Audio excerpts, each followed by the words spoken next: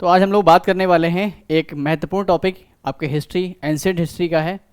हमारी एक पूरी लिस्टिंग आ चुकी है। जिन लोगों ने अगर वो लिस्टिंग वाली वीडियो नहीं देखी उसको ज़रूर देख लें। उस लिस्टिंग में हमने आपको ये बताया कि हम लोग पूरी एंशिएंट हिस्ट्री को कम से कम समय में टॉपिक वाइज कैसे कंप्लीट कर सकते हैं।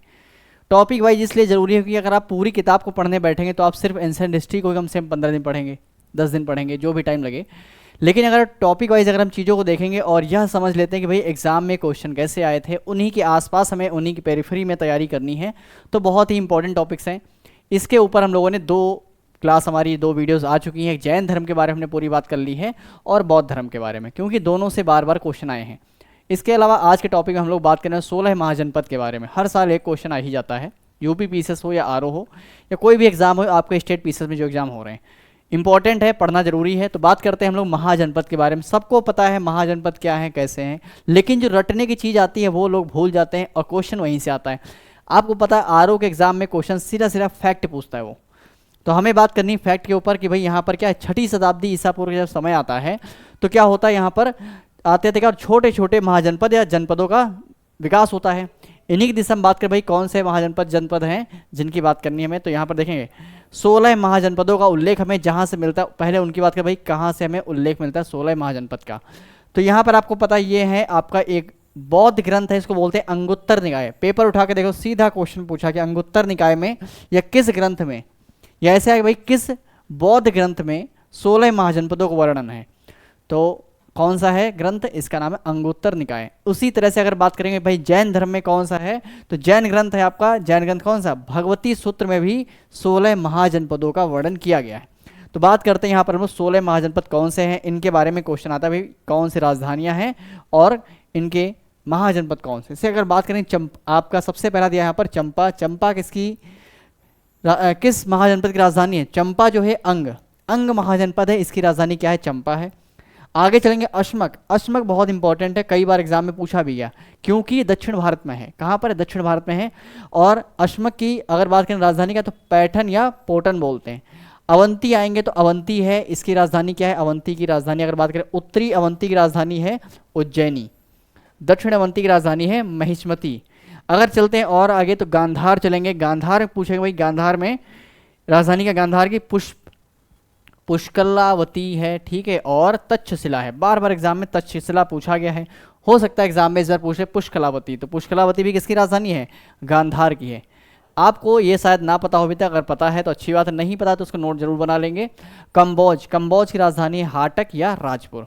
मगध में आएंगे तो मगध की राजधानी ग्रीव्रज या राजगृह, क्या है, ग्रीव्रज या राजगृह, इसकी राजधानी मगध की। अगर चलेंगे मत्स्य जनपद, इसकी राजधानी क्या थी, विराटनगर। ये भी कई बार एग्जाम में क्वेश्चन बनकर आया है, ठीक है, पेपर उठा के देखेंगे ये सब पूछा गया है। वज्जी संघ की राजधानी क्या थी, वैशाली थी। और चेदी की राजधानी शुक्तिमती या सौत्थिवती, ठीक है, शुक्तिमती मिलेगा कहीं कहीं और कहीं कहीं सौत्थिवती मिलेगा। तो परेशान नहीं होना, दोनों चीज़ें सिमिलर हैं, नाम एक ही, जगह एक ही है। उसी तरह से बात करें काशी आएंगे तो काशी की राजधानी क्या, वाराणसी थी। और कौशल महाजनपद की राजधानी थी श्रावस्ती। ये सब आपके यूपी में है। तो यूपी में कौन कौन से महाजनपद आ रहे हैं तो वो आपको जरूर याद कर लेने, बहुत सारे इंपॉर्टेंट है, सारे से क्वेश्चन आपसे एग्जाम में बन सकते हैं। आगे चलेंगे यहाँ पर कुरु इंपॉर्टेंट है। कुरु की राजधानी का इंद्रप्रस्थ है, कई बार आ चुकी है। मल्ल की राजधानी कुशीनगर या कुशीनारा। ये जो कुशीनगर है आज का, इसी का पुराना नाम कुशीनारा है। किसी दिन की क्लास में आपको हम यह भी बताएंगे कि कुछ जो महत्वपूर्ण शहर हैं, ठीक है, जैसे अगर बात करते हैं मथुरा, कभी पूछा जाए क्वेश्चन कि भाई मथुरा जो है, मथुरा का पुराना नाम क्या था, ठीक है, अगर आपको पता तो आप लोग जरूर बताएं, नहीं तो आपको अगली वीडियो हम जरूर बताएंगे इसके बारे में, मथुरा का पुराना नाम क्या था, ठीक है। आगे चलते हैं। पांचाल की राजधानी क्या है, उत्तरी पांचाल की राजधानी थी अहिछन्न और दक्षिणी पांचाल की राजधानी क्या है, काम्पिल्य थी, ठीक है। तो ये दोनों याद रखनी, से हमने आपको अवंती के बारे में बताया था, उसी तरह से पांचाल भी है। सूरसेन राजधानी क्या है, मथुरा, ठीक है। वत्स की राजधानी का कौशाम्बी। ये कुछ 16 महाजनपद थे। इन 16 महाजनपदों की राजधानियों को रट लो, एग्जाम में क्वेश्चन जरूर आएगा, क्योंकि 3 से 4 क्वेश्चन आपके 3 क्वेश्चन 4 क्वेश्चन एंशिएंट हिस्ट्री से आते हैं। सबसे ज़्यादा क्वेश्चन अगर हिस्ट्री में आएंगे तो वो आधुनिक भारत से आएंगे, इससे नहीं आएंगे, लेकिन इससे 3-4 तो आएंगे ना, तो वो तो हमें टॉपिक वाइज करके कर लेने जरूर, ये गलत नहीं करना है। अब चलते हैं हम लोग, एक इंपॉर्टेंट टॉपिक आपका है जहाँ से भी क्वेश्चन पूछा जाता है, मैचिंग करवाने को क्वेश्चन संभावना बन सकती है कि आगे पूछेंगे। अभी तक क्वेश्चन आ भी चुका है, ऐसा नहीं आया है। बुद्धकालीन भारत के 10 महत्वपूर्ण, अगर बात करेंगे कि भाई बुद्ध के समय के 10 महत्वपूर्ण गणराज्य कौन से थे, तो यहाँ पर एक तरफ दिए हैं राजधानी दी है, जो अभी हमने 16 महाजनपद की बात करी थी उन्हीं की राजधानियाँ हैं। तो यहाँ पर किसका किसका शासन था? तो वैशाली में अगर बात करें बुद्ध के समकालीन, बुद्ध के समय में कौन से शासक थे यहाँ पर गणराज्य? तो लिच्छवी, ठीक है। मिथिला, मिथिला विदेह। कुशीनगर, कुशीनगर में मल्लों का राज्य था। पावा, पावा में किसका? यहाँ पर ही मल्लों का राज्य था। रामगृह, रामग्राम, यहाँ पर भी कोलीव राजवंश का शासन था। किसका था? कोलीव राजवंश का। आगे देखते हैं। अब देख कपिल वस्तु, कपिल वस्तु में किसका? शाक्य, शाक्य कुल। आपको पता है शाक्य के बारे में, शाक्य कौन थे क्या है, हमने बुद्ध ग्रंथ, बुद्ध वाली जो वीडियो है उसमें बताया हुआ है, तो जरूर रिलेट करें आपको इस चीज़ से। पिप्पली वन, पिप्पली वन में किसका है? तो मौर्य का शासन है, ठीक है। अलंकंप, यहाँ पर बुली। और केशपुत्र, केशपुत्र में किसका? कालाम का यहाँ पर है। और सुषुमसार गिरी, यहाँ पर शासन किसका है? यहाँ पर भग्ग का शासन है, यहाँ पर इनका गणराज्य है। तो ये कुछ यहाँ पर इंपॉर्टेंट थे जो आपको जरूर से जरूर याद कर लें। भाई 10 हैं, ये 10 को याद रखना कि भाई कौन सा गणराज्य बुद्ध के समय में था, कहाँ पर क्या है। मैचिंग से क्वेश्चन आएगा, ठीक है। 2-3 नाम तो इसमें पता होंगे आपको, इसके अलावा बहुत सारे नहीं पता होंगे, तो ये आपको जो नहीं पता ये भी आपको रट लेने हैं। और 16 महाजनपद के बारे में भी आपको तैयार करना है। ध्यान रखें एंशियंट हिस्ट्री में 2-3-4 क्वेश्चन आएंगे, वो आपको करने हैं टॉपिक वाइज, इसलिए हम बता रहे हैं।